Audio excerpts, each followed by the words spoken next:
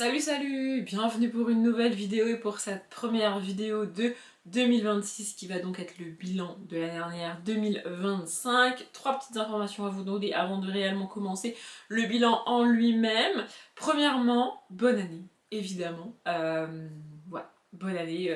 J'espère que 2026 sera aussi bien que 2025 si 2025 a été bien pour vous et j'espère que 2026 sera beaucoup mieux que 2025 si 2025 n'était pas une bonne année pour vous. Deuxième information, moi je tourne cette vidéo, on est le 1er janvier parce que ça a été moins le cas en 2025 du coup, mais les années précédentes je voyais les gens sortir leur bilan de l'année en décembre et je me demandais comment ils arrivaient réellement à faire le bilan d'un truc qui est pas fini en fait. Moi je peux pas faire le bilan de mon année le 10 décembre ou le 15 décembre. L'année n'est pas terminée. Je ne peux pas. Et je vais vous donner plein de chiffres dans cette vidéo. Les chiffres sont pas justes si je les arrête au 1er décembre. Parce qu'il manque décembre. Tu vois, c'est pas l'année. Enfin, bref.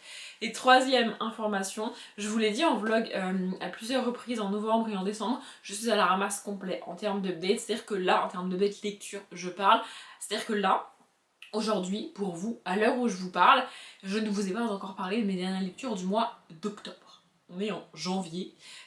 Et en fait, ce qui m'embête surtout, c'est de vous parler de mes lectures de Noël, donc que moi j'ai fait jusqu'à la semaine dernière, tu vois, en mars, en février, fin février, tu vois, parce que si je continue sur le rythme classique de vidéo, ça va être ça, et j'ai pas envie. Vraiment, je voulais dans ma tête parler des lectures que j'ai lues en décembre pour Noël, etc. C'est vraiment des livres qui parlent de Noël, c'est pas juste des livres d'hiver, tu vois. Donc, je voulais en parler en janvier sur la chaîne. Et donc du 4 janvier aujourd'hui pour vous au 25 janvier inclus, normalement vous aurez une vidéo par jour. Je dis normalement, évidemment la plupart des vidéos que vous allez voir demain, après-demain, etc. elles sont déjà prêtes, elles sont déjà filmées, elles sont déjà bouclées. Mais celles à partir du 20 janvier ou même du 18, je sais plus, elles sont pas encore faites, elles sont pas encore prêtes. Tu vois, il y en a certaines où j'ai les idées dans la tête, je sais que je vais pouvoir les tourner, les faire, etc. Je me suis dit que j'allais probablement aller jusqu'au 25 janvier. J'aurais bien aimé aller jusqu'à la fin du mois. Peut-être que c'est ce que je ferai au final, on verra. Mais donc voilà, vous aurez une vidéo par jour. J'ai déjà pu faire une vidéo par jour sur ma chaîne. Je ne l'ai pas fait en 2025, mais je l'ai fait les années d'avant, 2024 il me semble, 2023 sûr, 2022 sûr, 2021 sûr. Je prenais un mois dans l'année et je faisais une vidéo par jour. Les précédentes fois où j'ai fait une vidéo par jour, il y avait un vlog un jour sur deux et une autre vidéo un jour sur deux. Cette fois-ci, ce sera pas le cas. Vous aurez un update lecture un jour sur deux et d'autres vidéos les autres jours. Là, par exemple, c'est le bilan. Demain, donc, vous aurez un update et après-demain, une autre vidéo. Il y a quelques vlogs qui vont se glisser là-dedans, notamment le vlog dans lequel on réaménage, enfin je réaménage notre chambre, je vous en parle depuis des semaines de ce fichu vlog, il va sortir dans cette série de vidéos. Voilà, il y aura quelques vlogs mais il n'y aura pas un vlog un jour sur deux parce que le but c'est que je rattrape mon retard sur les updates et il y a d'autres vidéos que j'aime bien faire en début d'année, notamment ce bilan. Donc voilà, on est parti pour 21 vidéos en 21 jours. Pour démarrer l'année, je trouve que c'est pas mal et j'aurais pu commencer ça le 1er janvier mais comme moi je tourne ce bilan le 1er janvier, j'ai pas voulu me stresser et je me suis dit c'est pas grave, je commence le premier dimanche de l'année, je publie mes vidéos le mardi et le dimanche habituellement donc ça va pas changer pour le reste de l'année mais pour janvier vous aurez une vidéo par jour tous les jours à 16h. Voilà, c'était les informations que je voulais vous donner. Et maintenant on va rentrer dans le bilan en lui-même. Il va y avoir deux parties dans ce bilan. Premièrement je vais vous donner pas mal de chiffres qui sont juste là sur mon ordinateur et que je viens juste de faire parce que du coup on est le 1er janvier donc j'ai enfin pu finir mon bilan. Et ensuite je vous montrerai mes meilleures lectures de l'année. La pile va se casser la gueule, faut que je la remette droit. Pourtant il n'y en a pas énormément mais c'est en train de tomber. Là vraiment ils vont tomber. Bref, je vais donc commencer avec les chiffres et à la fin je vous montrerai les livres, sachant que ce sont tous des livres dont je vous ai déjà parlé en update lecture. Petit spoil, attendez je vérifie, mais il me semble que c'est ça. Et non, évidemment je dis des bêtises. Tous les livres je vous les ai présentés en update, sauf le dernier dont je vous parlerai dans une vidéo, dans une prochaine vidéo pour vous, mais je ne pouvais pas ne pas mettre ce livre précisément dans mes meilleures lectures de l'année, c'était pas possible, vraiment c'était pas possible, donc je vous en parlerai tout à l'heure, mais d'abord les chiffres. Globalement je me suis rendu compte en faisant ce bilan que 2025 avait été mieux que 2024, en quantité c'est vrai, mais c'est pas ça qui me... Enfin c'est pas le fait que j'ai plus lu de livres qui me fait dire que l'année a été mieux, parce que si je lis 10 livres de plus d'une année à l'autre mais que c'est 10 abandons, bah, c'est pas vraiment mieux. Vous voyez ce que je veux dire? J'ai sorti 10 livres de ma palle, certes, mais bon, c'était pas des bonnes lectures. Non, ce qui me fait dire ça, c'est que j'ai effectivement lu plus et j'ai beaucoup moins abandonné de livres en 2025 qu'en 2024. J'ai l'impression de m'être beaucoup plus écoutée en 2025. J'avais envie de lire, je lisais, j'avais envie de lire de la jeunesse et de beaucoup lire de livres, du coup, parce que c'est des petits livres, c'est ce que j'ai fait. Il y a des sagas que j'aurais aimé avancer, comme La Roue du Temps, je les vois là-bas dans ma palle en face. J'ai pas lu La Roue du Temps, j'ai même pas terminé le tome que j'ai commencé. Donc il compte pas dans mon bilan, parce que j'ai pas fini le livre et je l'ai pas abandonné, vous voyez. Voilà, il y a d'autres livres qui sont vieux, qui traînent, que j'aurais aimé lire, mais en fait, j'aurais aimé avoir envie de les lire, mais j'avais pas envie de les lire, donc je les ai pas lus. Vous voyez ce que je veux dire? Je me suis vraiment écoutée en 2025, quitte à tricher sur les challenges, c'est vrai, mais au moins j'ai kiffé, vraiment j'ai kiffé lire. Et d'ailleurs c'est drôle parce que j'ai dit à monsieur que j'avais plus lu en 2025 qu'en 2024 et il m'a répondu c'est normal, en 2024 c'était le début de notre relation. Honnêtement je vois pas trop le lien, même si je sais que j'ai moins lu en 2024 effectivement parce qu'il est arrivé dans ma vie, mais il est toujours dans ma vie en 2025, du coup je vois pas trop, enfin je sais pas. Enfin bref, il y a eu d'autres changements et d'autres trucs, mais globalement, je suis très contente de mon année. Donc, en termes de lecture, en 2025, j'ai lu 40 064 pages. Ce qui fait une moyenne de 89 pages lues par jour. Dans ces pages, il y a tout. Il y a tous les livres que j'ai lus, jeunesse, pas jeunesse, illustré, pas illustré. Et il y a tous les graphiques que j'ai lus, toutes les BD. Mais quand même, 89 pages par jour, enfin 365 jours, en moyenne, c'est quand même énorme, je trouve. Et je suis très contente. Et en fait, ce qui est drôle, c'est que j'avoue m'être dit, j'ai envie en 2025 de me battre moi-même sur 2024. En gros, j'ai envie de plus lire de pages en 2025 qu'en 2024. Et donc, du coup, quand j'ai rempli tous mes mois de janvier à novembre en termes de nombre de pages lues sur 2025, je me suis dit, bah, je vais aller voir combien il m'en manque, entre guillemets, à lire en décembre pour battre 2024. Je sais pas si vous voyez ce que je veux dire. Je me perds dans mes explications, mais en gros, dans le courant du mois de décembre, j'ai fait mon bilan de janvier à novembre 2025, et donc j'avais le nombre de pages lues sur ces 11 mois de 2025, et je suis allée voir combien j'en avais lu de pages au total sur l'année 2024, en me disant, en décembre, je peux peut-être lire un peu plus pour avoir, sur les 12 mois de 2025, lu plus de pages qu'en 2024. Et il se trouve que, avec juste les 11 mois jusqu'en novembre de 2025, j'avais déjà lu plus de pages qu'en 2024. Donc sans le faire exprès, sans le chercher, en 11 mois, j'ai lu plus de pages qu'en 12 mois l'année dernière. Je sais pas si vous voyez ce que je veux dire. Bref, donc du coup, évidemment, en 2025, j'ai lu plus de pages qu'en 2024. Le mois où j'ai le plus lu, et c'est pas une surprise, c'est le mois de février, j'ai lu 4006 pages en février, sachant qu'il y a 28 jours en février, hein.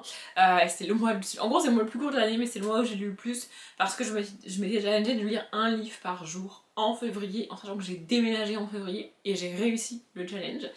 Et je pense que c'est même quasi sûr, je vais refaire pareil en février de cette année, parce que franchement j'ai adoré faire ça. Évidemment, j'ai pas lu des livres de 300 pages par jour, enfin j'ai pas lu un livre de 300 pages par jour en février, j'ai lu des livres jeunesse, il y en avait qui faisaient 50, 60 pages, il y en avait qui faisaient 150, 200, 250 pages, mais globalement ils étaient quand même assez petits, mais j'ai adoré faire ça, et ça permet vraiment de faire chuter sa palle de manière assez drastique. Et à l'inverse, le mois où j'ai le moins lu, et ce n'est pas une surprise pour moi, c'est le mois de mai. J'ai lu 1535 pages au mois de mai. L'événement marquant extrêmement négatif de mon année, c'est au mois de mai. C'est un événement très personnel, j'en ai parlé en vlog, etc. Je vais pas trop en parler là parce que le but c'est que la vidéo soit positive, et cet événement là est très triste, donc voilà. J'ai pas beaucoup lu en mai. En juin non plus, j'avais pas beaucoup lu. D'ailleurs, j'ai vu en regardant mon carnet, en juin j'ai beaucoup lu, mais j'ai beaucoup lu de BD en fait. Parce que j'arrivais pas à me concentrer, en fait, tout simplement. Donc voilà, en fait, je trouve ça fou que des événements totalement extérieurs à la lecture, en fait, se retrouvent dans mes bilans. Ça se voit qu'il m'est arrivé quelque chose au mois de mai, tu vois. Et c'est pas je suis partie 15 jours en vacances et j'ai pas lu. Non, pas du tout.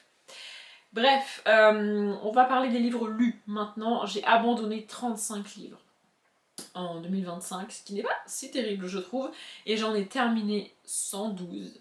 Et pour comparer à 2024, en 2024 j'ai abandonné 41 livres. J'ai abandonné plus de livres en 2024 qu'en 2025, et j'ai terminé 2 fois moins de livres en 2024 qu'en 2025. En gros, en 2025, j'ai abandonné 35 livres, en 2024, j'en ai abandonné 41. En 2025, j'ai terminé 112 livres, en 2024, j'en avais terminé 61. Quand je vous dis que 2025 a été beaucoup mieux, voilà.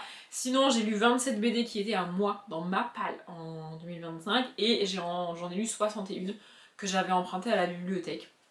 C'est beaucoup moins qu'en 2024, il me semble, j'ai pas noté le chiffre, mais j'ai emprunté moins en 2025 qu'en 2024. J'ai déménagé, je me suis éloignée, je me suis inscrite à une nouvelle bibliothèque, certes, mais c'est une bibliothèque de campagne, très petite, et il n'y a pas beaucoup de...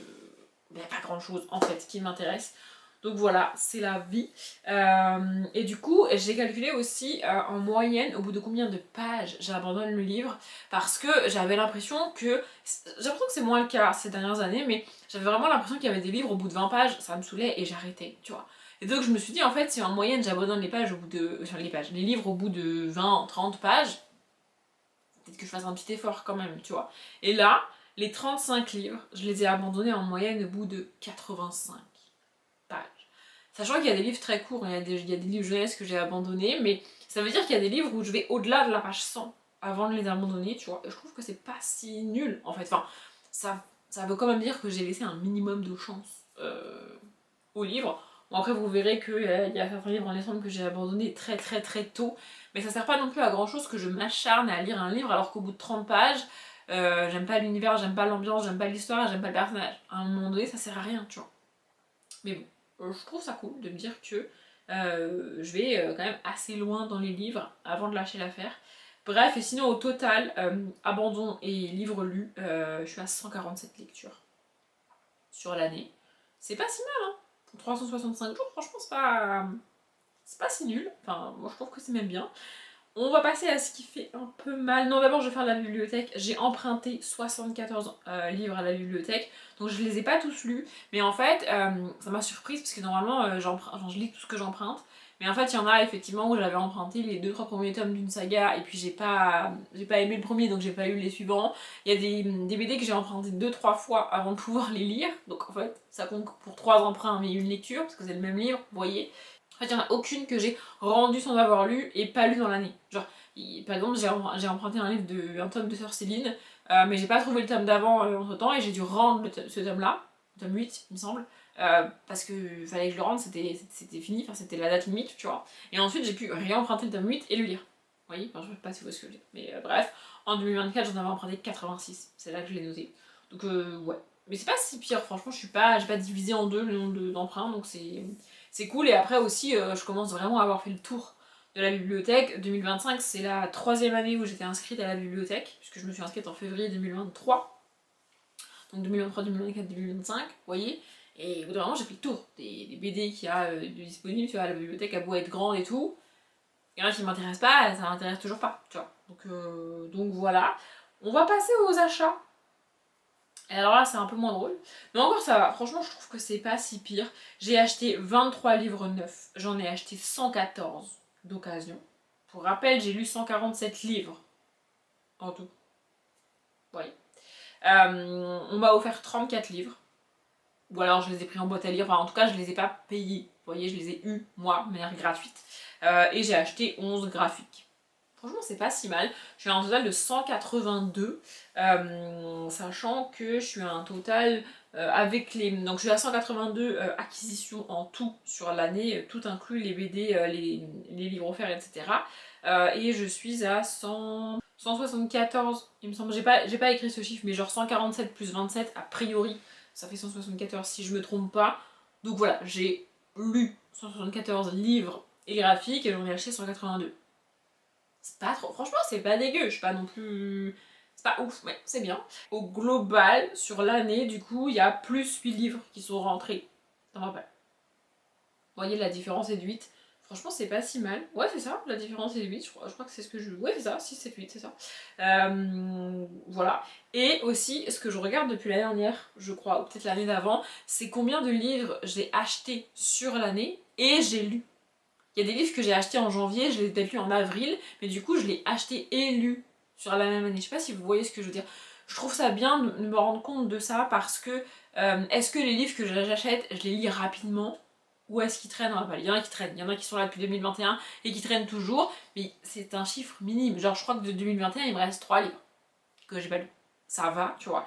Et en gros, il y a la moitié des livres que j'ai achetés en 2025 et que j'ai lus en 2025. Il y a 91 livres, c'est pile la moitié. 91 livres que j'ai lus en 2025 alors que je les avais achetés en 2025. Sachant qu'évidemment, sur novembre, je crois que j'en ai acheté une vingtaine. Enfin, j'en ai acquis une vingtaine, il y en a un que j'ai lu. Et sur décembre, je crois qu'il y en a 3 que j'ai lus. Oui, mais évidemment, j'ai moins de temps pour lire les livres de décembre, c'est logique. Mais franchement, je trouve ça cool. Et donc ma palle, en ce jour du 1er janvier pour moi, sachant que ça aura bougé au moment où sortira la vidéo normalement, j'aurais lu au moins un livre, peut-être 2, bref. Donc ma palle, au 1er janvier, j'ai 141 livres et 6 graphiques. Autrement dit, si je lis autant en 2026 que j'ai lu en 2025, je n'ai à l'heure actuelle pas assez de livres dans ma palle. C'est pas une bonne idée de me dire ça parce que je vais en racheter. J'ai déjà fait une commande. J'ai fait la commande genre le 30 ou le 31 décembre en me disant ça comptera pour les achats de 2026. Puisque j'ai pas reçu. En fait, je compte les livres qui entrent dans ma palle au moment où je les reçois. Parce que genre, là si je dis que je les ai achetés en 2025, c'est un peu triché. Enfin c'est nul parce que je peux pas les lire en 2025, je les avais pas reçus. Vous voyez ce que je veux dire? Enfin bref, voilà. Donc en gros là j'ai 147 livres et graphiques dans ma palle à l'heure où je vous parle. Et 147 c'est le nombre de livres que j'ai lus, à ça il faut rajouter les 27 BD. Donc j'ai pas du tout assez de livres dans ma palle pour mes lectures de 2026 si je lis autant qu'en 2025. Ce qui veut dire que ma palle n'est pas disproportionnée par rapport à mon rythme de lecture, même si elle prend beaucoup de place là quand je la regarde physiquement, vous voyez. Mais je trouve ça cool. Non franchement ce bilan est pas si nul en fait. En termes de saga c'est un peu plus nul. En termes de saga, j'ai commencé 25 sagas de livres en 2025. 25 pour 2025, ça a un petit côté fun, mais en vrai, ça fait beaucoup. Et j'ai commencé 6 sagas de BD, mais ça, je vous en reparlerai dans la vidéo d'après-demain, du coup. Je pensais pas en avoir commencé autant, mais en même temps, j'ai lu beaucoup de petits livres jeunesse, et en jeunesse, il y a beaucoup de sagas. Alors parfois, c'est juste des diptyques, parfois c'est juste des trilogies, mais en jeunesse, en général, on a des sagas de 10, 12, 15 tomes, tu vois. Donc je me suis un petit peu lancée là-dedans. Et bon, ça va s'écouler au fil des mois et au fil des années, mais bon. En fait, je sais pas combien j'ai de sagas en cours. Faudrait que je les compte un jour. Mais j'ai commencé 25 sagas de livres en 2025.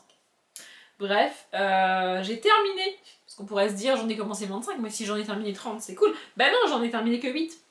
Voilà, de sagas de livres, et j'ai terminé 2 sagas de BD. Il y a 4 sagas de livres que j'ai abandonnées en 2025, c'est-à-dire que j'avais commencé avant, et là j'ai lu un tome, et j'ai dit stop, c'est bon, ça me fatigue. Il y a 12 sagas de livres que j'ai commencé et abandonné. En général, c'est que je lis le tome 1 et que bon, bah ça me plaît pas. Du coup, j'ai commencé la saga, mais j'irai pas plus loin. Et pareil pour les BD, il y en a 8 que j'ai commencé et abandonné. Et pour les sagas que j'ai commencé et terminé, il n'y en a pas beaucoup, mais en même temps, c'est un peu compliqué de lire une saga complète sur l'année.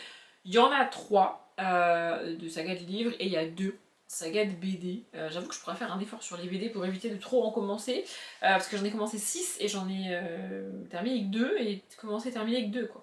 Pour les BD, j'ai pas vraiment d'excuses, à part si je trouve pas les BD à la bibliothèque. Mais en 2026, je pense que je vais essayer de penser à régulièrement acheter des BD aussi, parce que il y a des BD que j'ai commencé qui sont à moi, des sagas que j'aime bien, genre Dad, Enola, etc. Et en fait, je pense pas à les acheter. J'achète beaucoup de livres sur les sites d'occasion, etc. Et les BD, elles sont un peu moins trouvables d'occasion, j'ai l'impression. Et du coup, je pense pas. Mais genre là, j'ai eu une carte cadeau à Noël. Une carte cadeau Cultura, évidemment. Je pense que je vais acheter des BD avec, parce que les livres, en fait, j'y pense et ça me dérange moins d'acheter un livre même neuf moi-même. Bon, j'ai pas acheté beaucoup de livres neufs, pour rappel, j'ai acheté 23 livres neufs sur l'année, soit même pas 2 par mois. Mais bref, mais les livres, je peux finir par me dire, bon, c'est pas grave, je le commande sur 2 sites et puis voilà. Mais les BD, j'ai plus de mal, j'avoue, donc c'est peut-être une bonne idée. Les derniers chiffres que je donne, ça concerne les auteurs et les autrices. En fait, la première année, je l'ai fait pour voir combien d'autrices je lisais, combien d'auteurs je lisais, lequel des deux je lisais le plus, etc., etc. Et le bilan chaque année est le même. Et je fais le même disclaimer chaque année. Je lis plus d'autrices que d'auteurs. c'est un fait, c'est comme ça.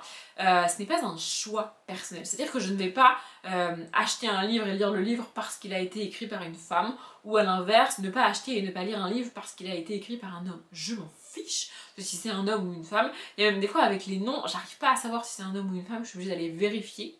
Je ne sais pas en fait. Mais il se trouve que je lis beaucoup plus de genres écrits majoritairement par des femmes. Je vais lire beaucoup de jeunesse. En jeunesse, je pense qu'en vrai c'est moitié-moitié, mais je lis beaucoup de jeunesse écrits par des femmes quand même.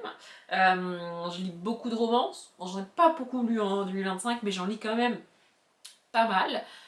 Et je lis un petit peu de contemporain. Le contemporain, pareil, j'ai l'impression que c'est un peu moitié-moitié. Mais en fait, dans les genres qui sont moitié-moitié, je vais quand même lire plus de femmes. Et aussi et surtout, dans les genres réputés majoritairement écrits par les hommes, typiquement le thriller policier et la fantasy, bah, je vais quand même lire des femmes.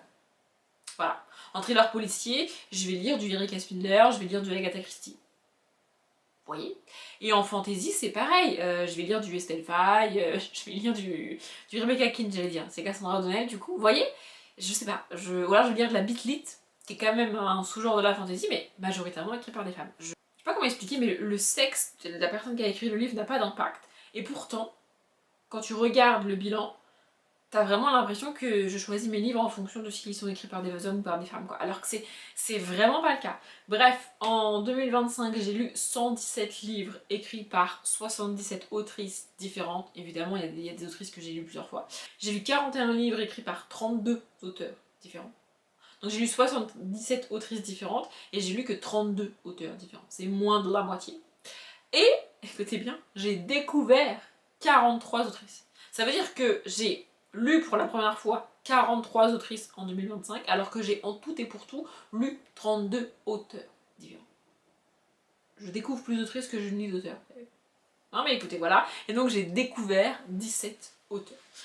Ça, j'ai pas de difficulté à lire des auteurs ou des autrices pour la première fois. Je vais avoir tendance à vouloir terminer mes sagas et donc lire des auteurs et autrices que je connais déjà, ou alors aller vers d'autres sagas ou d'autres livres écrits par des auteurs et des autrices que je connais déjà, mais ça ne m'empêche pas de lire quand même beaucoup d'auteurs et d'autrices que je ne connais pas. En fait, j'ai découvert, en fait, sur les 32 auteurs, il y en a 17 que j'avais jamais lus avant, et sur les 77 autrices, il y en a 43 que j'avais jamais lus avant. Donc on se rend bien compte que j'ai pas de mal à découvrir à lire pour la première fois des gens, enfin des écrivains. Bref. Sinon, en termes de nombre de livres, du coup, j'ai lu 6 livres écrits par Marie Pavlenko, j'adore Marie Pavlenko, et j'en ai lu 4 écrits par Kat Kleiss, Hélène Peters, Barbara Cantini et Marie Voyelle. Globalement, c'est 5 autrices qui écrivent de la jeunesse, et si j'ai lu autant de livres écrits par elles à chaque fois, c'est parce que j'ai avancé dans des sagas écrits par elle. Marie Pavlenko, j'ai lu 2 sagas écrits par elle. Kat Kleiss, j'ai terminé 43 rue du Vieux Cimetière. Hélène Peters, j'ai avancé dans Jasmine l'apprentie vétérinaire.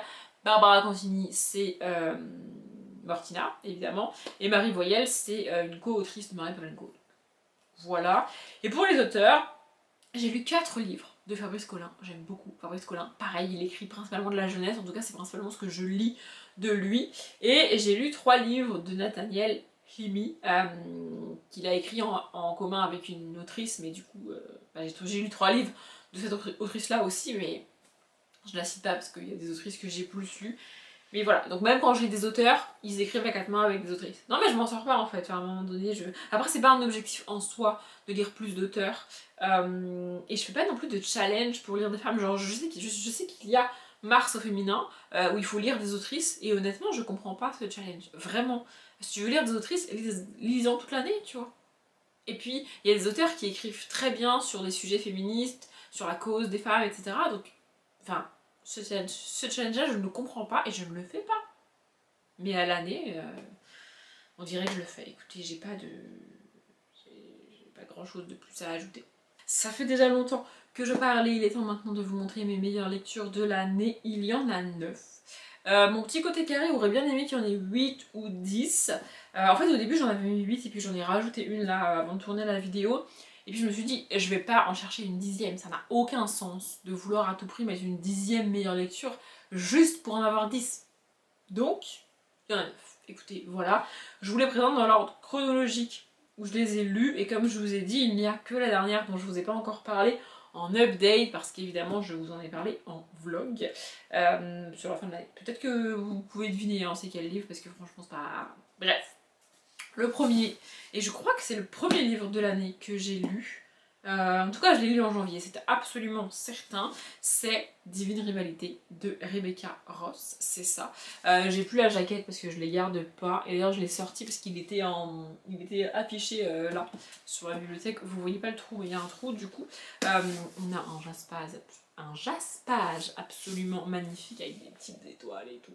Enfin bref, j'ai lu le diptyque sur l'année. Mais je vous montre que le tome 1, j'ai adoré les 2 tomes.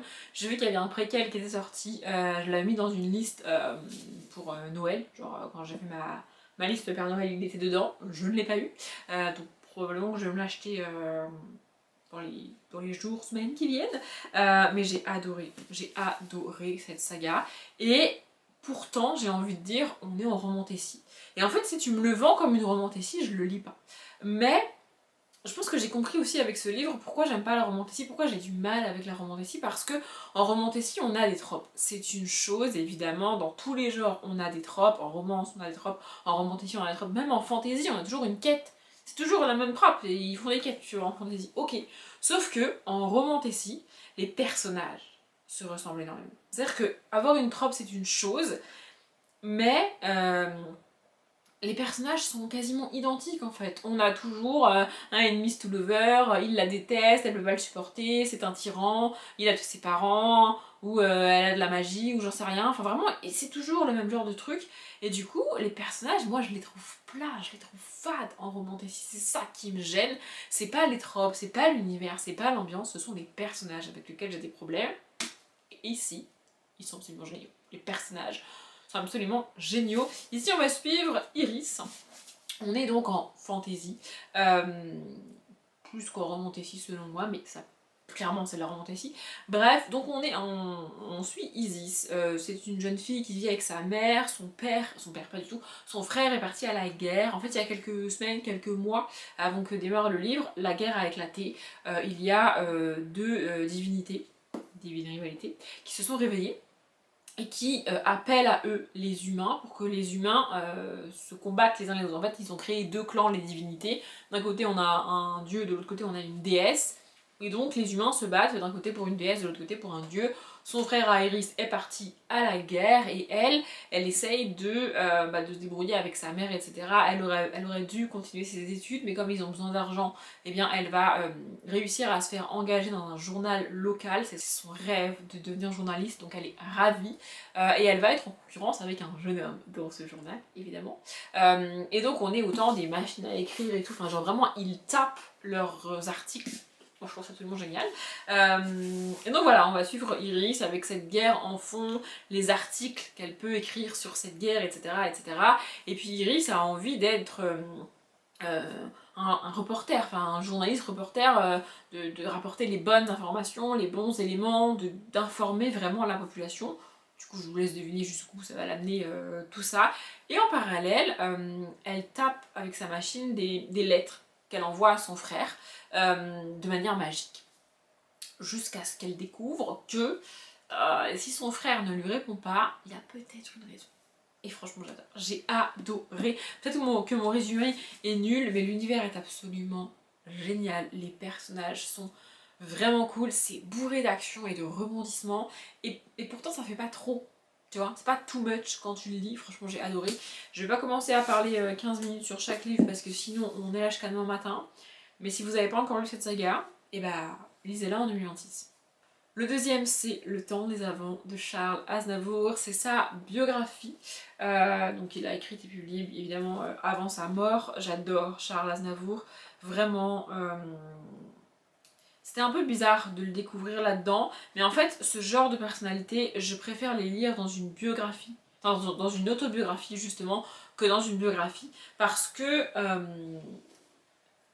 les choses qu'il a mal faites dans sa vie, notamment par rapport à ses enfants, etc., il peut te les expliquer avec ses mots, avec ses raisons, et en même temps te dire qu'il regrette ou pas, tu vois. Alors que si c'est une biographie faite d'une personne extérieure, tu vas avoir juste les faits, sans son ressenti à lui, et du coup les faits c'est que il a abandonné son fils et que son fils a fini par se suicider. Ça, c'est les faits, tu vois. Mais raconté par une personne extérieure ou par Charles Aznavour, c'est pas la même chose, tu vois. Pareil pour toutes ces galères du début et tout, enfin vraiment, il démarre sa carrière, je crois, il a 65 ans, enfin sa carrière d'école, je crois, il a quelque chose comme 60-65 ans, alors qu'il fait de la musique depuis qu'il a 15 ans, tu vois. Donc il a galéré pendant 50 ans. Et ça c'est pareil, ça peut être balayé dans une biographie en mode bah il a un peu galéré et en fait on te raconte que la partie où il a du succès, tu vois. Alors que en vrai, il a vraiment beaucoup galéré, il a fait beaucoup de voyages, il a rencontré énormément de gens.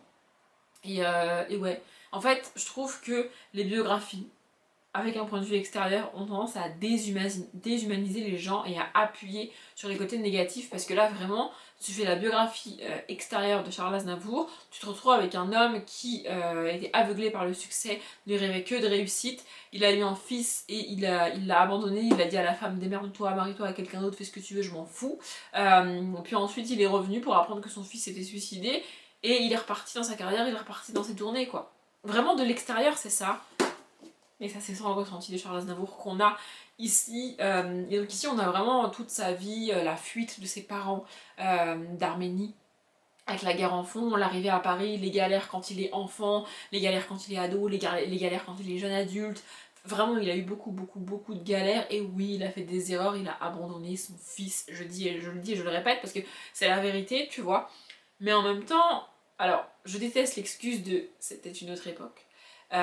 Mais il a eu en même temps l'honnêteté de dire à la mère de son fils s'il y a un homme qui veut t'épouser et élever notre fils, vas-y avec lui, moi je ne le ferai pas, tu vois. Alors qu'il aurait pu lui faire croire que. Et... Enfin, je sais pas comment vous expliquer. Après, moi je suis fan de Charles Aznavour, j'adore Charles Aznavour.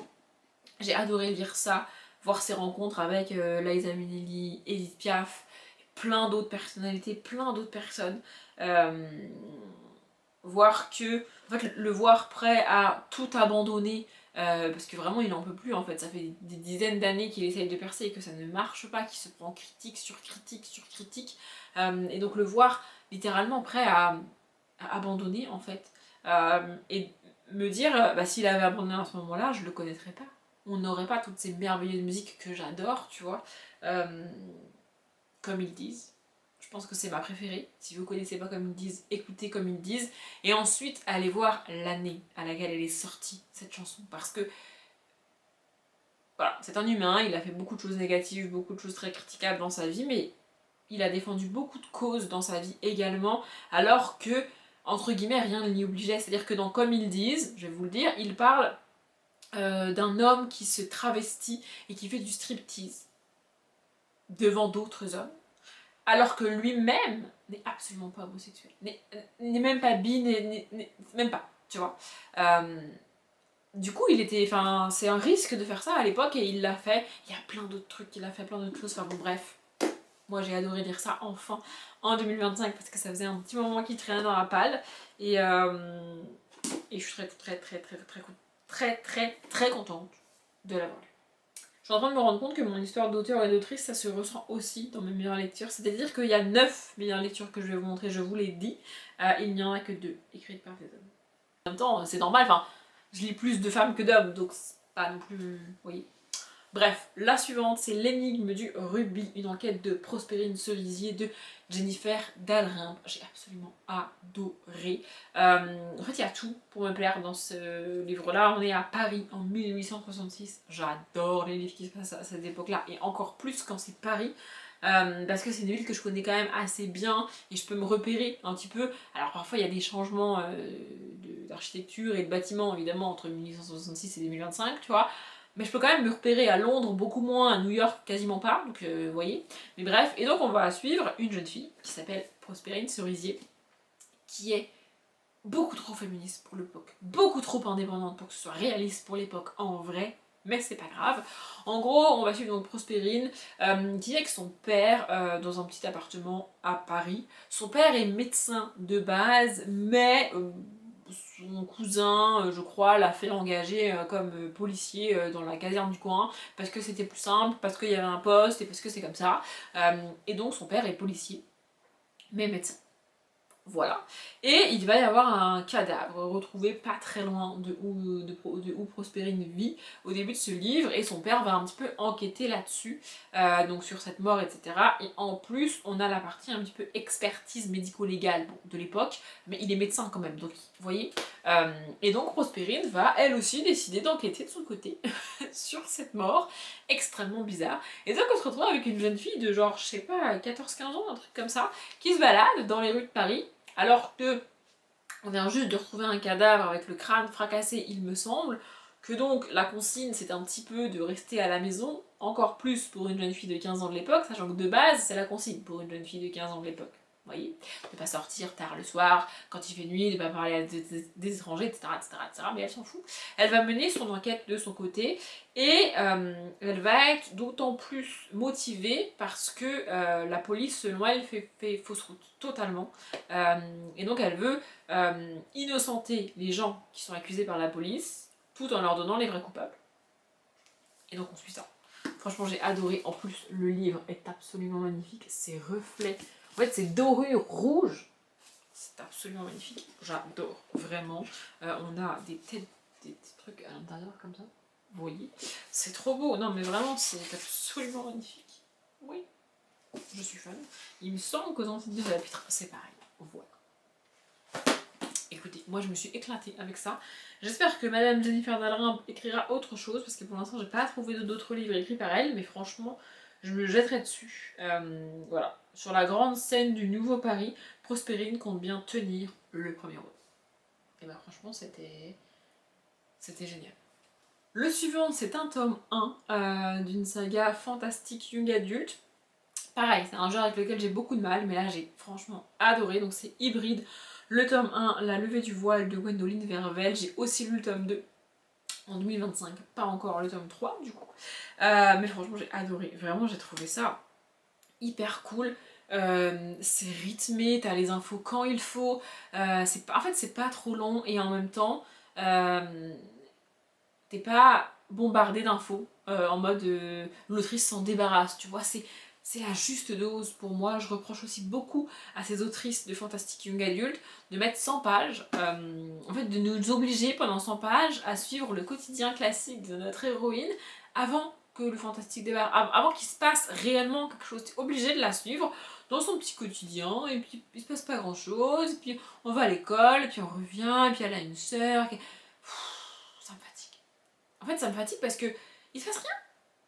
J'ai l'impression de lire du contemporain pendant 100 pages avant que ça démarre, et quand ça démarre, bah, je suis agacée, je suis saoulée, et en général j'ai déjà arrêté le livre, alors que là, ça démarre direct. Ici on va suivre Margot. J'étais pas loin. Margot qui est en pensionnat depuis qu'elle a 6 ans, sa mère l'a envoyée en pensionnat. Je vais faire très vite pour le résumer parce que j'ai l'impression de l'avoir déjà résumé 15 fois. Donc sa mère, depuis qu'elle a 6 ans, a décidé que Margot irait en pensionnat. Elle y est à l'année, elle ne rentre pas chez elle, sauf 3 semaines l'été. C'est tout. Elle sait pas vraiment pourquoi sa mère l'a isolée comme ça. Son père ne fait strictement rien pour qu'elle ait le droit de rentrer chez elle, tu vois, et elle a pas non plus de contact, elle a pas d'appel téléphonique, elle a pas de lettres, elle a pas de visio, elle a rien à l'année avec ses parents, tu vois.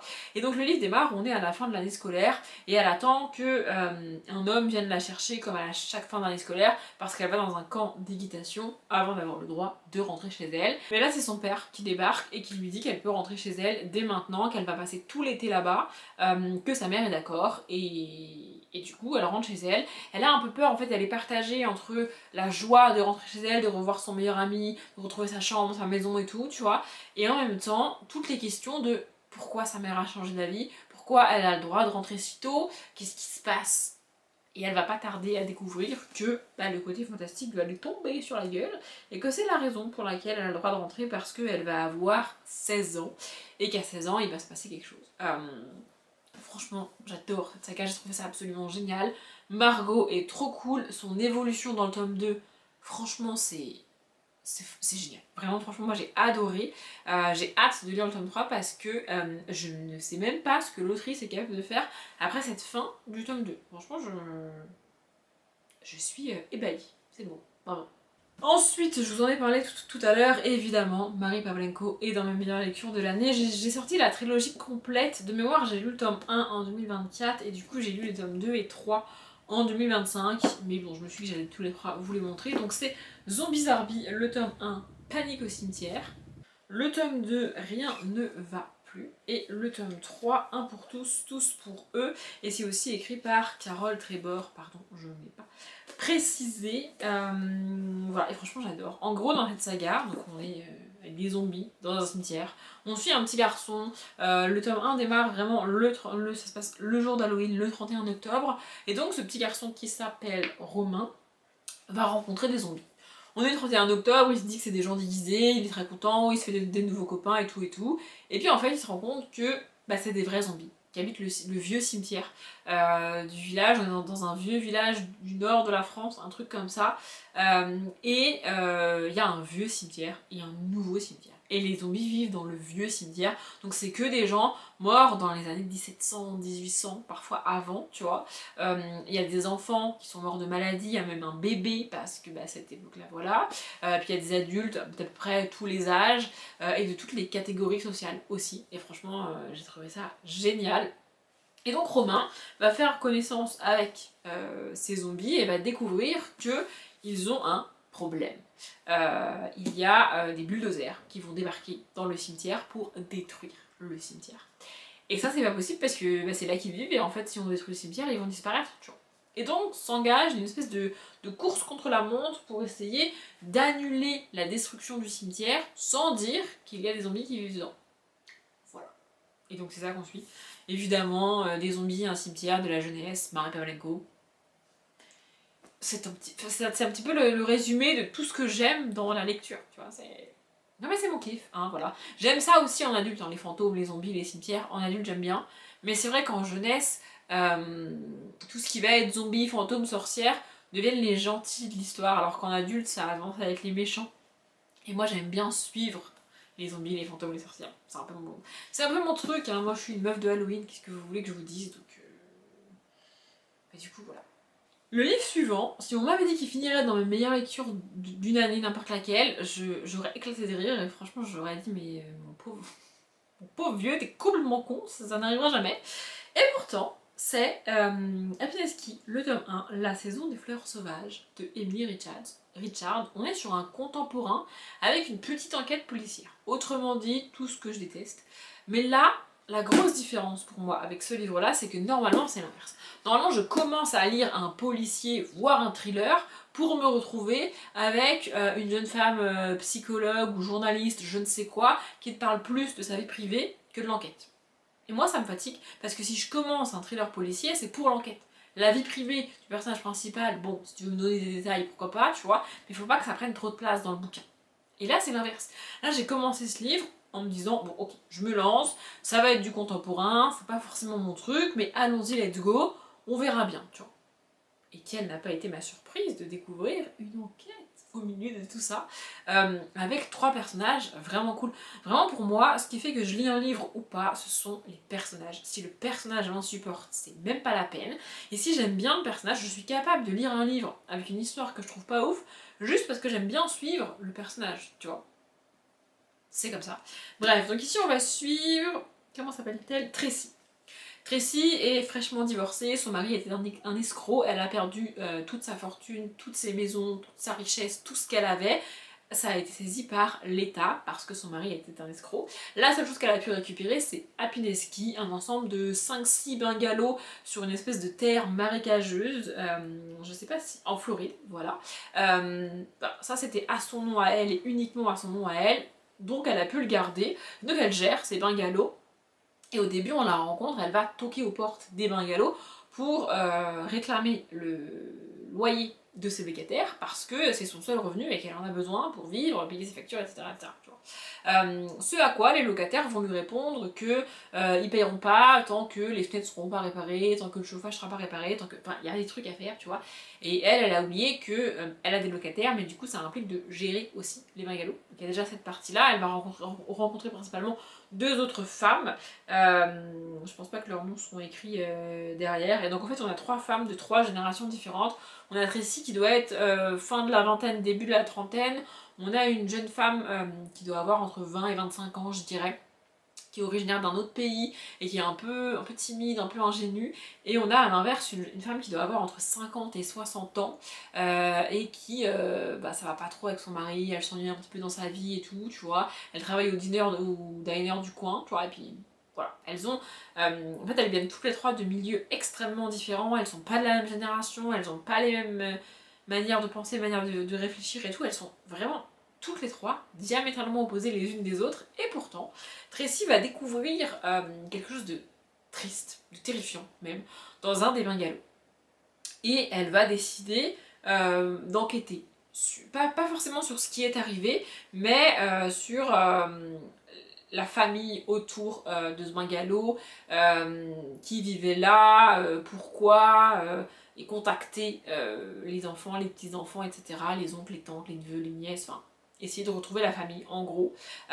Et ça, elle va pas le faire toute seule parce que les deux autres femmes vont l'aider. Petit à petit, en fait, ça se met en place tout doucement, mais on a vraiment cette enquête en fond, et puis les trois personnages qu'on suit et qui vont enquêter, et en fait, on les voit petit à petit devenir amies, et en fait, au début, elles sont toutes les trois très craintives et très réservées, en mode je veux pas parler, je les connais pas et tout, et en même temps, si tu n'échanges pas avec les gens, tu peux pas devenir ami, tu vois, il faut qu'il y ait une certaine vulnérabilité pour devenir ami. Vous voyez ce que je veux dire? Et franchement, c'est ça l'histoire, et j'ai adoré.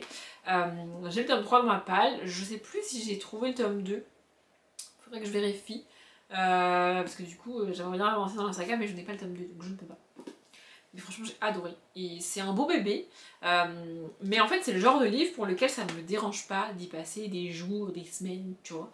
Et ouais, franchement, je ne m'y attendais pas, et je me suis éclatée. Le livre suivant, c'est Willowdene de Catherine Applegate, et là, pareil, je me suis laissée totalement happée par ce livre-là. Je ne m'attendais pas à aimer autant, et pareil, je me suis énormément identifiée au personnage principal. Alors, je ne me suis pas identifiée à Tracy, mais ici, je me suis beaucoup identifiée à cette petite fille. On est sur un début de livre assez triste. On va suivre une petite fille. Comment s'appelle-t-elle? Ah bah Willowdene.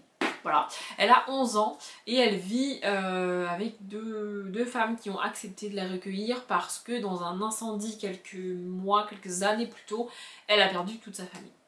Voilà, du coup on est sur une petite fille très timide, très isolée, très solitaire, mais qui vit ça très bien, tu vois. Elle n'est pas triste d'être toute seule, elle est très contente d'être toute seule, de faire son quotidien, sa popote, son machin, son truc, comme j'ai pu l'être quand j'étais petite, voilà.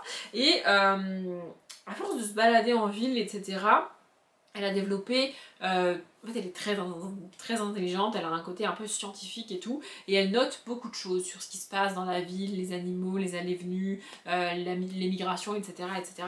Et elle va remarquer qu'il y a d'un côté un certain type d'animal que les habitants tuent parce qu'ils font peur aux humains, donc les humains les tuent, et de l'autre côté un animal qui ne vient plus en ville. Et elle va commencer à un petit peu enquêter, elle aussi, mais on suit vraiment son quotidien de petite fille, etc., etc. Et c'est un petit peu le combat d'une petite fille face aux adultes.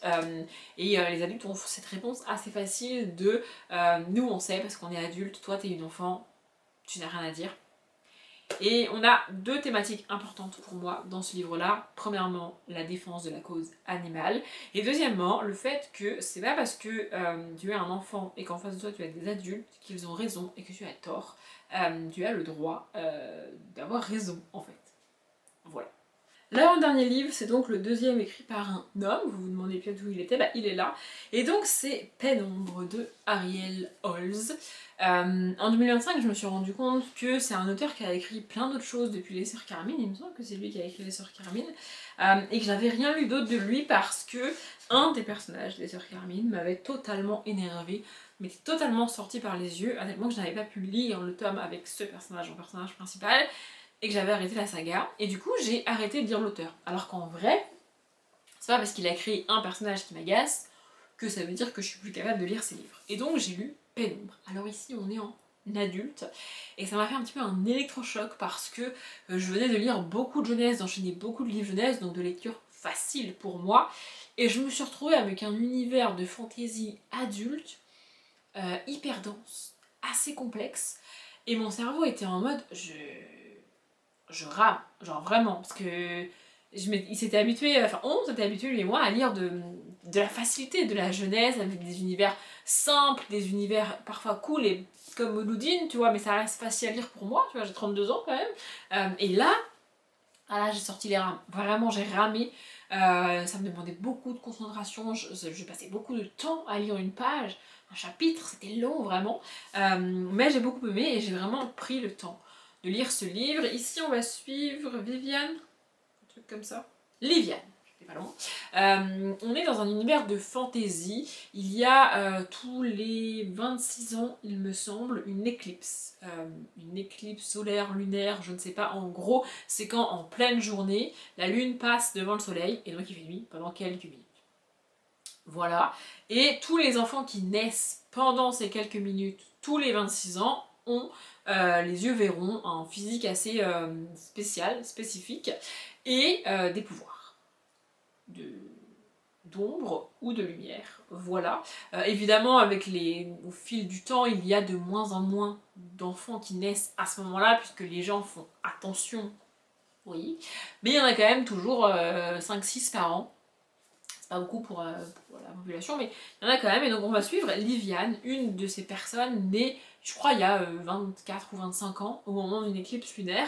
Et donc, parce qu'elle a des pouvoirs et tout, elle a des capacités que les autres humains n'ont pas. Et au début, elle est appelée dans un village dans lequel il s'est passé une attaque, un truc hyper... Ça a l'air hyper violent, hyper chelou, on comprend pas tout ce qui se passe.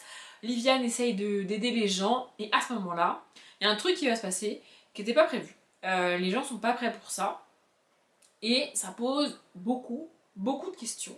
Et évidemment, c'est Liviane et ses camarades nés le même jour qu'elle qui vont être missionnés pour essayer de comprendre ce qui se passe, est-ce que ça va se reproduire, quand est-ce que ça risque de se reproduire, combien de fois, est-ce que les gens doivent s'inquiéter, est-ce que c'est grave, enfin, il y a beaucoup de questions qui se posent.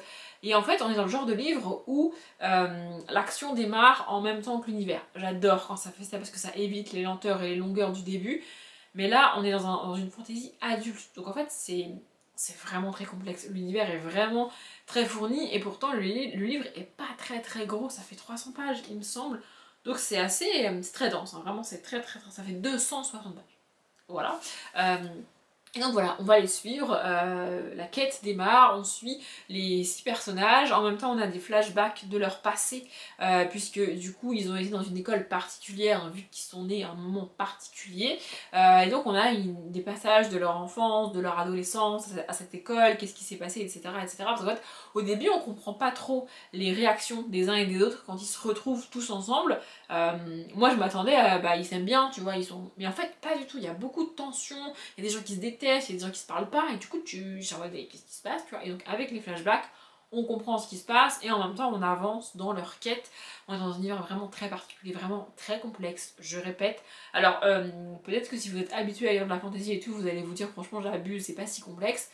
Mais moi je suis pas habituée à lire beaucoup de fantasy adulte et là j'avais mal à la tête. Franchement, il y a des fois, je me rappelle, je crois que je lisais 1-2 chapitres par soir max et j'arrêtais parce que j'avais besoin de calme en fait dans mon cerveau. J'avais besoin de trier les trucs et de... Ouais, je sais pas. C'est le genre de livre où j'avais besoin de faire des pauses régulièrement pour que mon cerveau processe les infos, les mette en ordre et me dise ah, mais du coup, vous voyez, écoutez, alors qu'un livre jeunesse, je peux lire en une journée littéralement. Ça non, ça c'est pas possible. Mais en tout cas, franchement, j'ai adoré et il faut absolument que je lise plus de Ariel Holz. Le dernier, je vais faire très vite, peut-être que certains l'ont deviné, je vais y revenir dans une des vidéos qui sortira après pour vous, mais je vous l'ai dit, je ne pouvais pas ne pas mettre Divergente, le tome 3 de Véronique Arros dans cette vidéo. J'ai un petit peu hésité à mettre le 1, à mettre le 2, et puis je me suis dit en vrai ça change pas grand chose puisque pour vous je ne vous ai parlé d'aucun des 3 livres. J'ai relu donc Divergente en 2025 et j'ai fait une vidéo complète où je vous parle des 3 tomes qui va sortir là en ce début d'année pour vous. Donc en fait, même si je vous montre le tome 1, je vous en ai pas parlé. Tu vois. Et vraiment sur les 3, c'est le tome 3 que j'ai préféré. Ça a été le plus compliqué à lire pour moi parce qu'on a une narration alternée ici entre le personnage masculin et le personnage féminin, ce qui n'est pas le cas dans les 2 premiers, mais il se passe tellement de choses, en fait il y a tellement de révélations et tellement d'informations sur l'univers, sur les personnages dans ce tome 3. Et je l'ai dit en vlog, la fin m'a brisée. pas le cœur, elle m'a brisé tout court, entièrement et totalement. Vraiment, je connaissais cette fin, puisque c'était une relecture pour moi, je savais, et du coup, j'ai pas lu la fin du... Enfin, en fait, j'ai pas lu la saga, et encore moins ce tome 3, de la même manière que si tu connais pas la fin. Évidemment, tu vois, je m'étais préparée à cette fin, je connaissais cette fin, donc j'ai pas eu le choc de la découvrir, vous voyez. N'empêche que bah, ça a été compliqué. Voilà, donc Divergente, tome 3. Est dans mes meilleures lectures de l'année 2025 et je vous en reparle bientôt. Je pense que cette vidéo est bien assez longue pour une première vidéo de l'année en plus, il va falloir que je la monte. Comme je vous l'ai dit, les vidéos de demain, après-demain, etc., sont déjà prêtes, elles vont sortir, c'est une certitude.